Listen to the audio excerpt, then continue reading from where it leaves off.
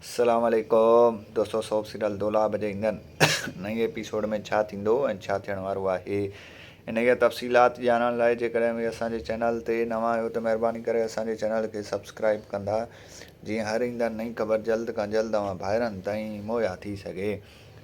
दोस्तों हाणे हलूं था ड्रामे जी तफ़सीलात जी तरफ़।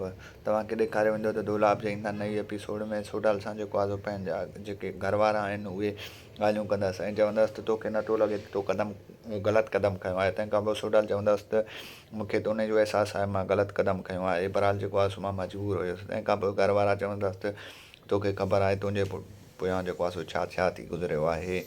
ऐं होॾे तव्हांखे ॿुधाईंदा हलूं त रज़न खां पंहिंजी घरवारी मिठल जे बारे में पुछा कंदी त रज़न हुते काविड़जी वेंदो, तमामु घणे गुस्से में अची वेंदो।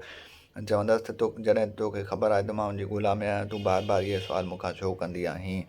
ऐं होॾो वरी तव्हांखे ॿुधाईंदा हलूं त हाणे रज़न वारा ऐं होॾो मीर शाहनवाज़ यानी जाफ़र ख़ान वारा हाणे मुराद वारनि जे मथां केस विझाइण जी कोशिशि कंदा। जीअं जेको आहे सो मुराद खे पुलिस वारा खणी वञनि त ऐं होॾो वरी हू पंहिंजो कमु ॾेखारे विझनि।